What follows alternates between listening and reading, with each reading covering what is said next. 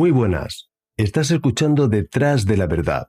Mi nombre es Fran Muñoz y te doy la bienvenida a este nuevo episodio que junto a Carmen te narraremos. Como siempre, antes de empezar tenemos que dar las gracias a nuestros productores por el inestimable apoyo que brindan para que este podcast pueda llegar a ti. Recuerda que si te aportan algo nuestros episodios, si crees que lo merecemos, puedes colaborar invitándonos a un café en la página coffee.com/detrás de la verdad 79486 o a través de la cuenta de PayPal detrás de la verdad podcast@outlook.es. En la descripción del episodio encontrarás ambas vías para apoyarnos.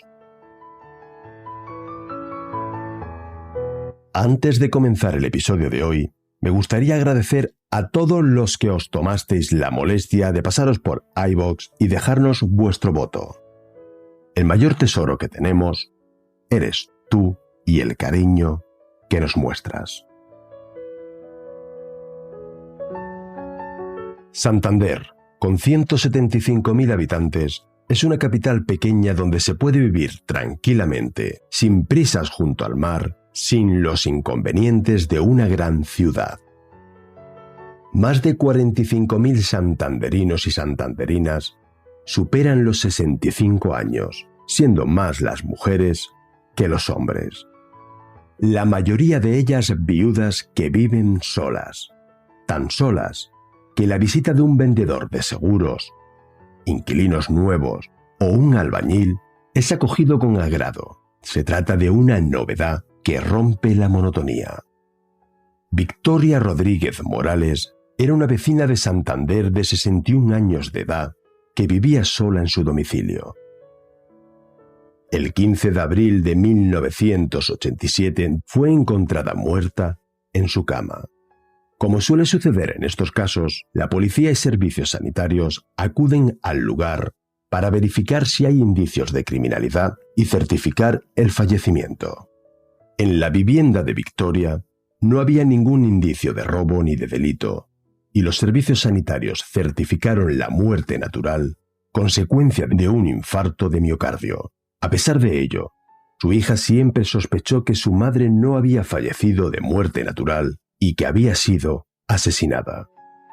Pero por desgracia, Victoria fue la primera de una lista de fallecimientos aparentemente por causas naturales. 16 mujeres fallecieron entre abril de 1987 y abril de 1988. Demasiadas muertes en tan corto espacio de tiempo en una ciudad pequeña.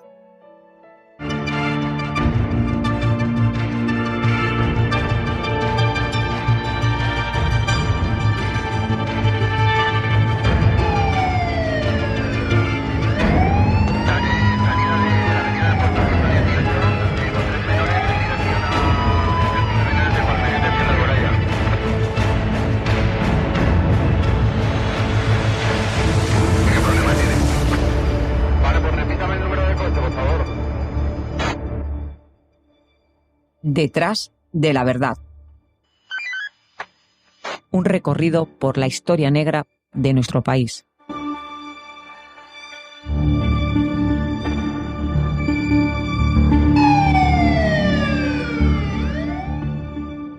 Todas fueron encontradas en su cama vestidas. No presentaban síntomas de violencia. No se le practicó ni tan siquiera la autopsia. Los primeros fallecimientos fueron considerados erróneamente como naturales, cuando lo que verdaderamente eran asesinatos a manos de un psicópata desalmado que posteriormente abusaba sexualmente de ellas. El tipo de muerte que su asesino les infligía asfixiándolas consiguió despistar a los médicos en las primeras víctimas. En algunas ocasiones, el despiste, la ligereza o el error de los médicos que firmaron los partes de defunción de las ancianas fue tal que llegaron a certificar la muerte natural en cadáveres encontrados con la ropa interior bajada o los órganos sexuales sangrando por haber sido violentados. Por ejemplo, a Margarita González, su tercera víctima, asesinada el 6 de agosto de 1987, se le encontró su dentadura postiza clavada dentro de la garganta. Pese a las evidencias en contra, El dictamen médico era siempre el mismo: muerte por fallo cardíaco, que efectivamente era correcto, pero pasaba por alto que dichos fallos cardíacos habían sido provocados mediante la asfixia de las víctimas. Escuchamos a Lucio Valcárcel, fiscal del caso, hablando de las muertes naturales. Los informes de autopsia hay concretamente en 3 casos donde se hacen constar violencias externas. En otros casos, quizás debido a la avanzada edad de las víctimas, pues puede ser que incluso se haya producido la muerte por el susto, por la impresión, lógicamente, de estas personas de avanzada edad, y que no es el primer caso que se produce pues esa muerte por edema pulmonar a consecuencia del susto o sobresalto producido ante una agresión determinada, ¿no? Sí, pero vamos, es fuerte. Entonces su mano derecha simplemente puesta sobre la boca y nariz las producía la asfixia. Yo desde el principio he dicho que mi madre había sido asesinada, que ellos me dijeron que no, a pies juntos. Todos me lo negaron, los forenses, la policía, y digo que... Y yo dije desde el principio siempre que mi madre la habían asesinado.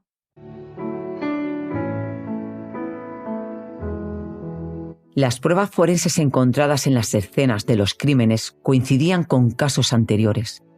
Pequeños rasguños y erosiones, ropas un poco desarregladas y ninguna señal de lucha en el mobiliario. El asesino era cuidadoso en los detalles, un criminal pulcro que no dejaba huellas, a pesar de que de todos los domicilios, a modo de trofeo, se llevaba uno o varios objetos de escasa entidad que no eran echados en falta por los familiares. Pero en sus 2 últimos crímenes, el de Serena Soto Argüelles, de 85 años de edad, el 2 de abril de 1988, y el de Julia Paz Fernández, de 71 años, cometido el 18 de abril de 1988, el asesino cometió errores y dejó pruebas de su violencia. En un reconocimiento forense más exhaustivo, reveló una agresión sexual completa que probablemente hubiera sobrellevado a la muerte a causa de las hemorragias internas provocadas. En el caso de su última víctima, Julia, esta era una mujer fuerte y pudo ofrecer resistencia y defenderse ante su asesino. En ella las señales de violencia eran muy evidentes. El cadáver no tenía ni la faja ni las bragas y presentaba desgarros en la vagina, muriendo asfixiada como el resto de mujeres. Pero ¿cómo unas agresiones tan claras habían podido pasárseles por alto a los médicos en algunos de los casos anteriores? Quizá uno de los elementos que podría intentar justificar este hecho es la edad de las víctimas. Las magulladuras y las lesiones son mucho más fáciles de percibir en un cuerpo joven que en otro que, de por sí, ya se encuentra magullado por la vejez. A eso habría que añadir también que algunos cuerpos fueron encontrados por la familia varios días después del suceso, por lo que los primeros signos cadavéricos habrían añadido dificultad al diagnóstico a simple vista. Es posible que algunos moretones provocados por el estrangulamiento fuesen confundidos con livideces cadavéricas por el médico de urgencias que atendió a las víctimas en primer lugar. En cuanto a lo relativo a la falta de señales de lucha, es posible que ante la enorme diferencia de fuerza física entre el agresor y las ancianas, el asesino solamente tuvo que emplear un porcentaje mínimo de su fuerza para reducirlas, lo que explicaría que no hubiera muebles ni objetos dañados en los domicilios. Además, el asesino dispuso de tiempo más que suficiente para limpiar y ordenar las escenas de los crímenes antes de huir. Un criminal que podría haber seguido gozando de su impunidad, pero gracias a algunos familiares que denunciaron los hechos, las sospechas fueron creciendo y poniendo en apuros a los investigadores. A finales del año 1987, periodistas del diario Montañés iniciaron una investigación periodística ante las extrañas muertes naturales, entre comillas, de las ancianas. Tras sus indagaciones y un gran trabajo periodístico de investigación, publicaron la existencia de un asesino en serie en la capital cántabra, un hecho que no era compartido por la delegación de gobierno. Cuando más perdida se encontraba la policía, un joven inspector encontró casi de casualidad un detalle. Julia, su última víctima, había cambiado la puerta de su domicilio recientemente e instalado una puerta blindada. En el registro de la vivienda encontró una tarjeta de un albañil a nombre de un tal José Antonio Rodríguez Vega. Así los agentes consiguieron establecer un nexo de unión entre varias de las víctimas. Las ancianas asesinadas habían llevado a cabo reformas de albañilería o alguna chapuza en su domicilio. Durante una segunda inspección a los cadáveres, se descubrieron síntomas evidentes de violencia. José Antonio fue detenido a las 12 de la mañana del jueves 19 de mayo de 1988 cuando paseaba por la calle Cobo de la Torre donde vivía su exnovia, un mes más tarde de cometer su último crimen. Hubo incluso hasta una concentración de personas, porque tuvo tanta resonancia mediática y en una ciudad, insistimos, como Santander, una ciudad no grande, y que sí hubo una concentración de personas que protestaron abiertamente afuera del edificio de los juzgados contra las actitudes del señor y la indignación colectiva de la sociedad. El detenido era un albañil joven, tenía 31 años. Había nacido en Santander el 3 de diciembre de 1957. Un hombre moreno, de mirada penetrante con cierto aire de desamparo y con un gesto en su rostro de buena persona, como si nunca hubiera roto un plato. Las personas que lo conocían lo definían como una muy buena persona que gastaba de modales educados, muy amable y conversador. Pero detrás de aquel rostro inofensivo, los agentes se encuentran con un viejo conocido. Desde joven y posteriormente de adolescente, fue problemático. Agredía a menudo a su madre y a sus hermanas. Incluso estuvo a punto de matar a su padre discapacitado cuando lo empujó en su silla de ruedas por una escalera. La familia decidió, a pesar de ello, no denunciar ese episodio, siempre y cuando José Antonio se fuera de la casa para no volver. El joven obedeció, pero desde ese día, la mezcla de deseo y de rencor que sentía por su madre se convirtió en odio. Corría el año 1974, tenía 17 años. Dicen que hay una historia personal detrás de todo esto, pero claro, es que José Antonio Rodríguez Vega empieza muy joven a delinquir, muy joven. Y sí que es verdad que parece ser, por la historia que hay, por lo que ha aparecido en prensa, que había tenido serios problemas con su madre, luego también con su primera mujer. Bueno, pues debía de ser algo en ese trasfondo psicológico que le perturbaba, pero desde luego para los forenses en ningún caso era justificador de sus actos. Tras abandonar el domicilio familiar, empezó a trabajar como obrero de la construcción y a violar casi al mismo tiempo. Por las noches recorría las calles de las afueras de Santander en su Vespa, a la caza de mujeres solas a las que violaba cuando se le presentaba la oportunidad. Las agredía en la calle y después escapaba en su moto. Fue bautizado por aquel entonces como el violador de la moto. A la luz del día parecía un joven sociable y trabajador. Esa fachada se completó cuando se casó con Socorro Marcial y no tardaron en tener un hijo. Los vecinos lo veían como un esposo responsable y como un padre amoroso. Nadie podía imaginar qué hacía José Antonio por las noches hasta que el ataque a una mujer le salió mal, porque alguien lo vio y llamó a la policía, siendo detenido infraganti el 17 de octubre de 1978. Tras conocer las violaciones cometidas por su marido, Socorro lo abandonó, llevándose a su hijo.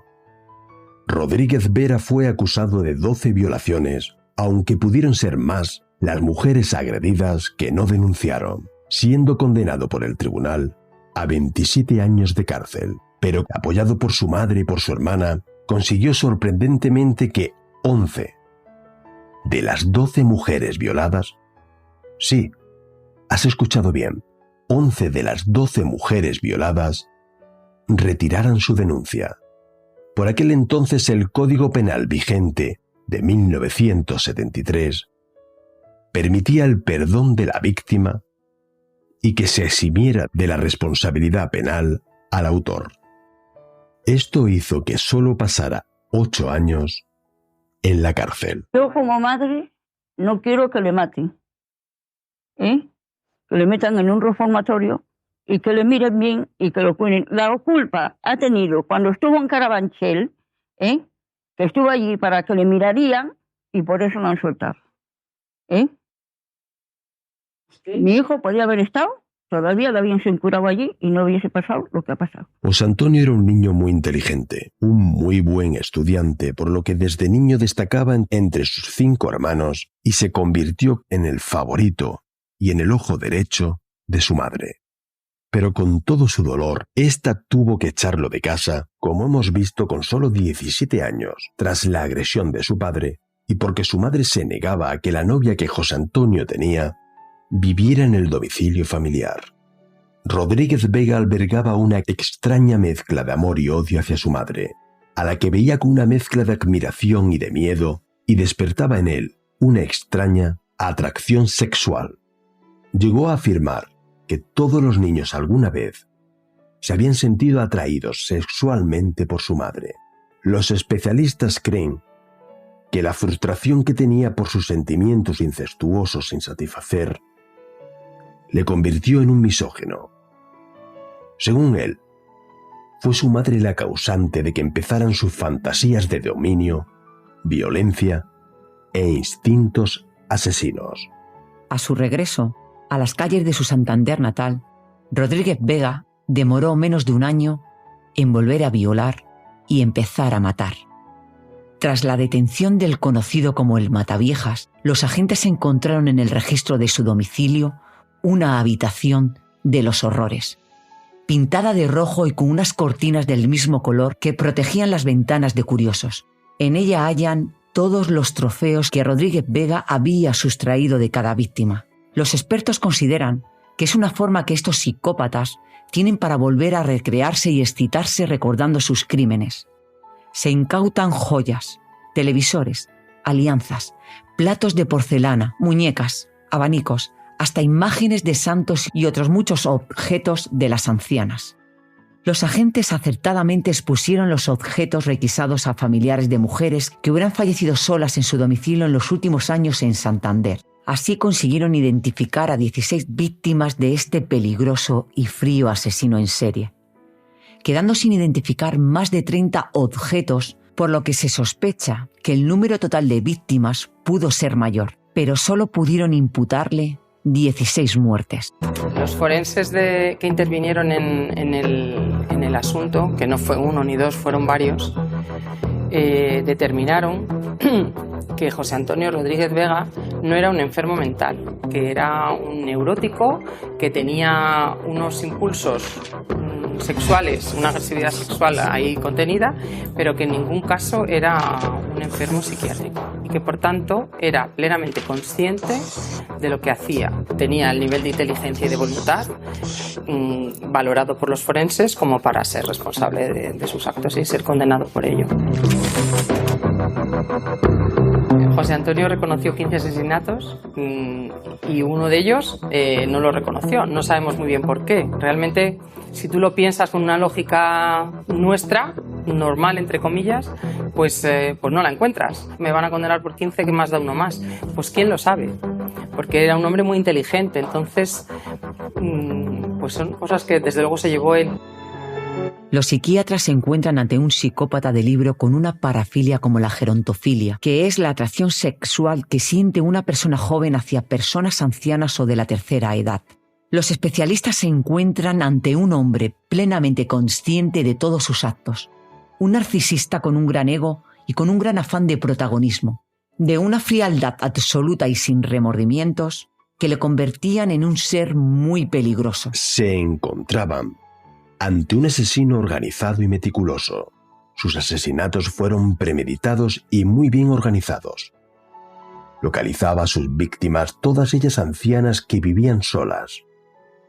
Se ganaba su confianza con su rostro angelical y afable. Su modus operandi consistía en acceder a las viviendas de las ancianas, ofreciéndoles para ello diferentes servicios, desde seguros hasta pequeñas chapuzas como albañil o fontanero, e incluso la instalación de puertas blindadas para su seguridad o como simple recadero.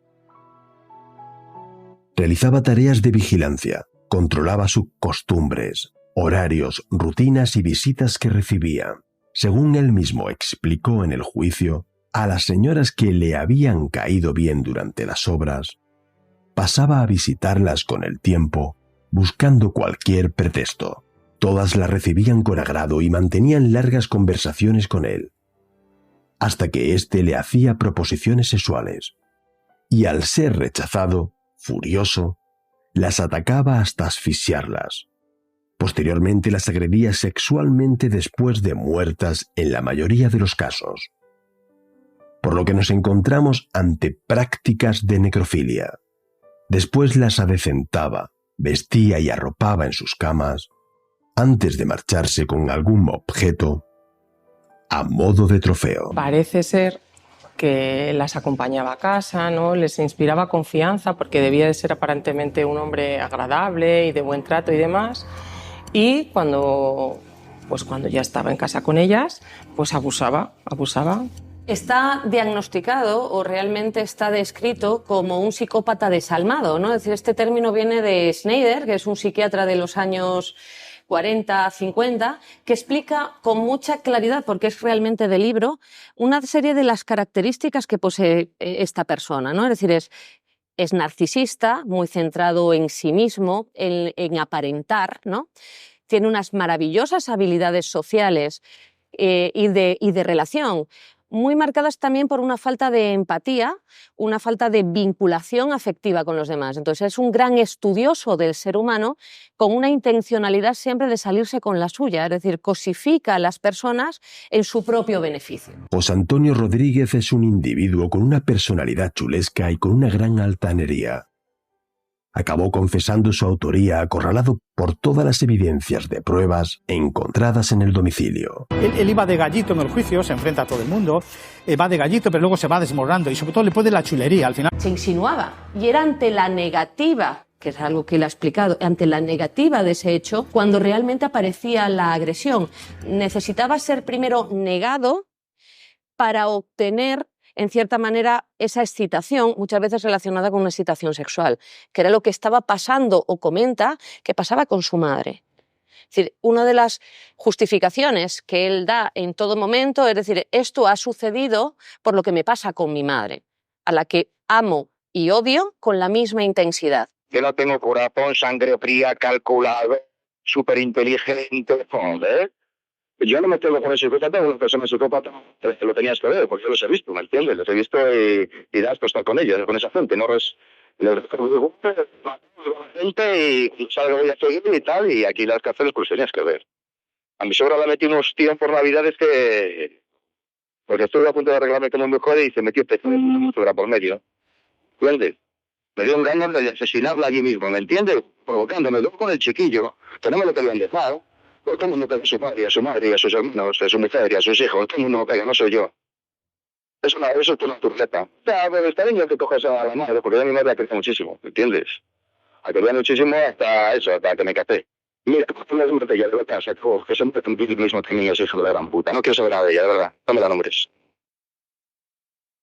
Determinan que es un ser frío, desalmado, que tiene problemas sexuales, ¿no? O sea, que vienen probablemente de atrás, de su infancia, de sus relaciones anteriores, pero que no es un enfermo, que es consciente de lo que hace, que sabe lo que hace y que, por tanto, pues que no puede ser considerado un enfermo mental. Sin embargo, al comenzar el juicio en 1991, celebrado 3 años después de su último crimen, se declaró inocente de los cargos de violación y asesinato, y sostuvo que, como decían inicialmente algunas de las autopsias, las ancianas habían muerto por causas naturales y que él simplemente las dejaba inconscientes.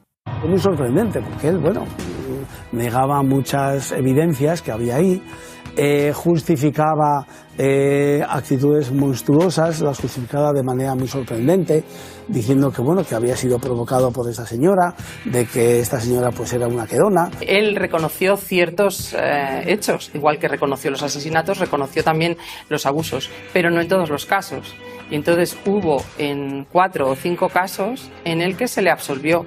de la acusación de abusos deshonestos, porque no había prueba suficiente para condenarle por ellos. Él distinguió unas víctimas de otras. Y hay unas de las que lo niega. Yo esta señora no tuve nada con ella, luego sí hubo porque se reconocieron objetos o pertenencias o cosas que sí evidencian que hubo relación. Y hubo otras en las que justificaba que esta persona pues había portado mal con él, o le había querido engañar, o le había querido no pagar. Igualmente también se le acusó de delitos de hurto y de faltas de hurto, porque todos esos objetos que se encontraron en su casa, pues obviamente se entiende que se los había llevado y que no eran suyos. Durante las semanas que duró el proceso, se dedicó a mirar a las cámaras que seguían su caso con una sonrisa irónica que incluso dedicaba a los familiares de las víctimas que estaban en la sala del tribunal. Soñaba en hacerse rico y ser el protagonista de libros o de alguna película o serie, respondiéndole al presidente del tribunal que él no tenía nada más que decir, reservándose a hablar ante aquellos medios de comunicación que le darán a conocer y le convertirán en protagonista de una historia que la sociedad condena. Un sujeto catalogado por los psiquiatras como muy peligroso. Esa sonrisa ni siquiera se le borró cuando el juez lo condenó a 440 años de prisión por la violación y el asesinato de las 16 ancianas.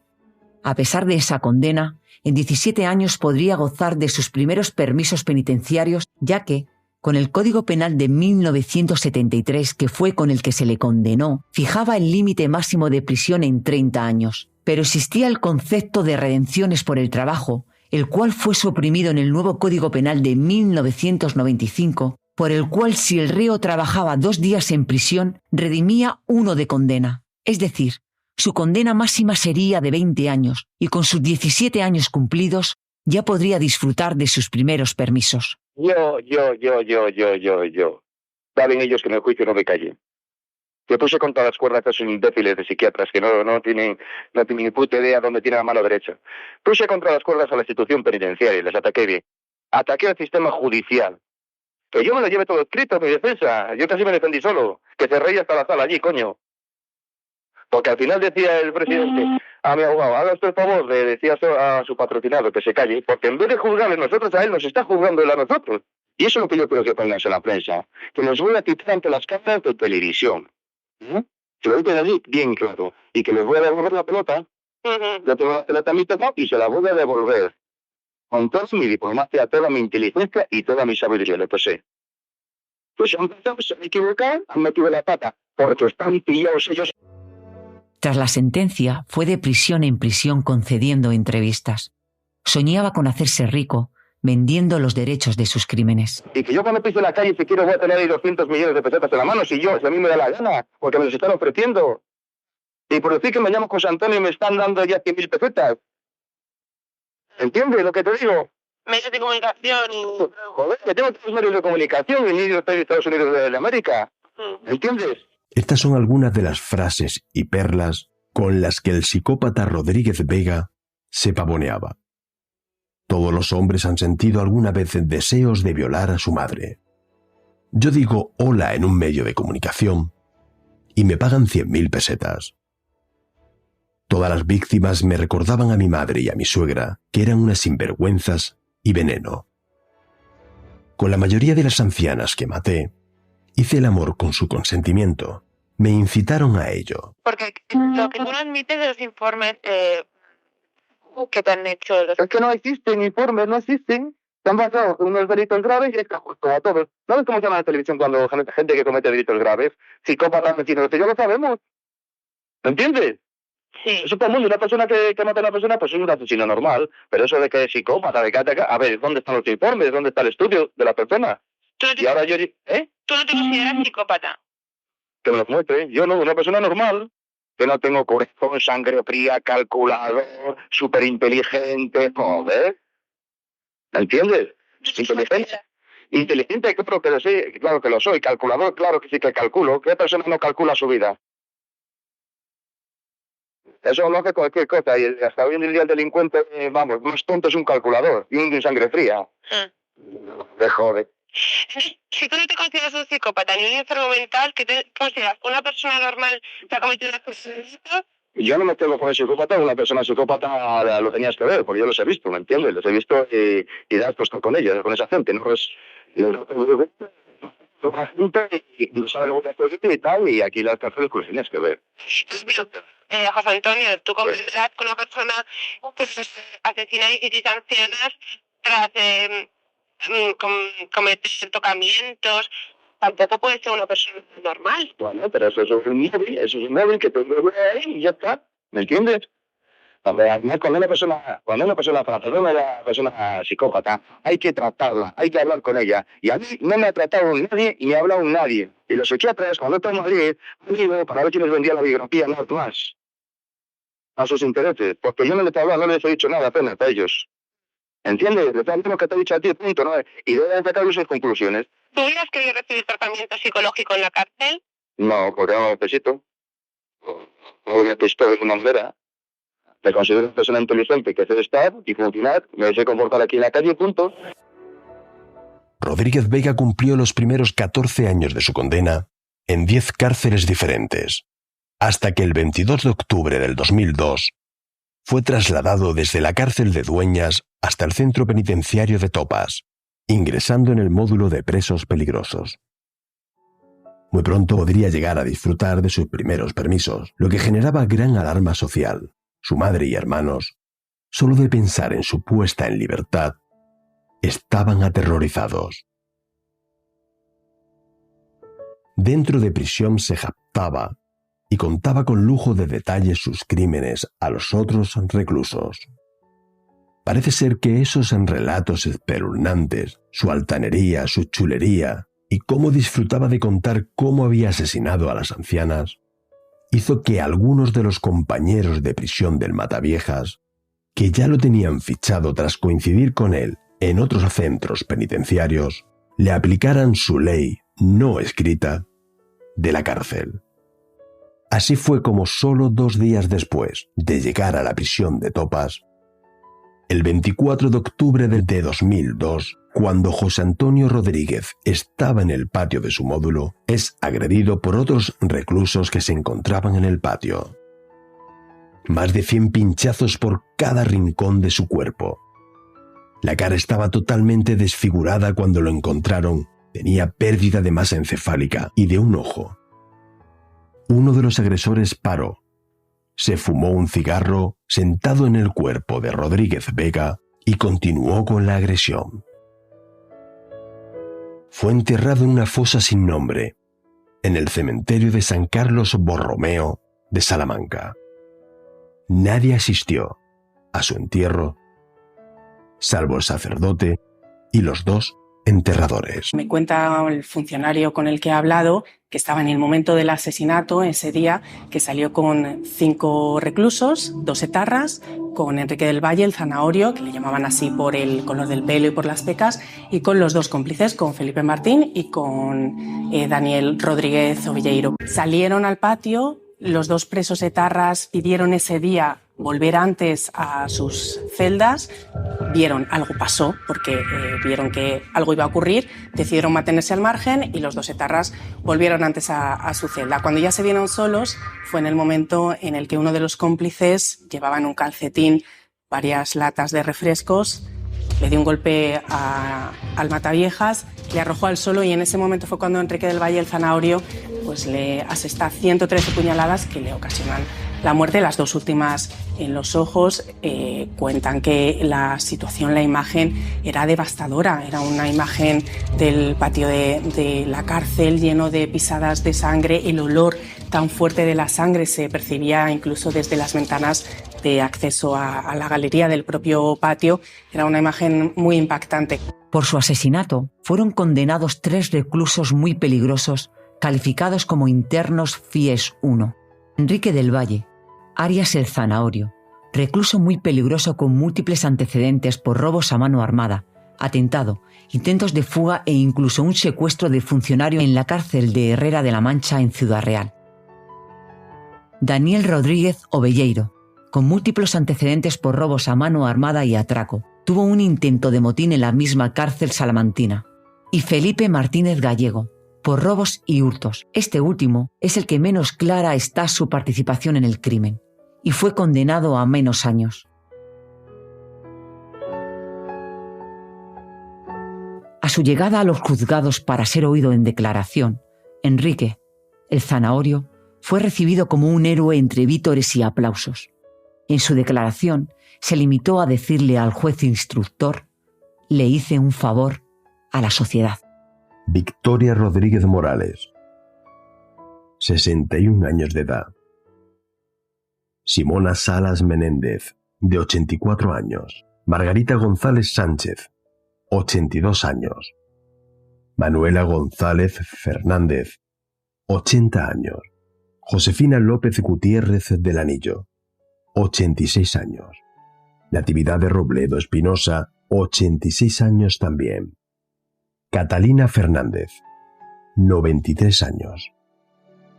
María Isabel Fernández, de 82 años. María Landazábal, 72 años. Carmen Martínez González, de 65 años. Engracia González Granada, 65 años. Josefina Quirós Llano, 82 años. Florinda Fernández, 84 años. Serena Soto Argüelles, 85 años de edad. Y su última víctima, Julia Paz Fernández, de 71 años de edad. Este episodio está dedicado a su memoria y a la de sus familiares y amigos. Muchas gracias por dedicarnos algo tan preciado como es tu tiempo y acompañarnos hasta aquí. Si te ha gustado este episodio, no dudes en compartirlo con tus amigos, darnos un me gusta y un mensaje que para nosotros es muy importante. Y por supuesto, antes de finalizar, mandar un fuerte abrazo a todos las y los componentes del grupo de Telegram, al que te invito a que te unas si no lo has hecho ya. En la descripción de este episodio tienes el enlace al grupo. Gracias como siempre a Carmen por prestarnos su maravillosa voz. Parafraseando al gran Samuel Armijo, te lo hemos contado desde los estudios de Detrás de la Verdad, emitiendo al mundo. Te emplazo al primer lunes del próximo mes, no sin antes recordarte que no te olvides de intentar ser feliz.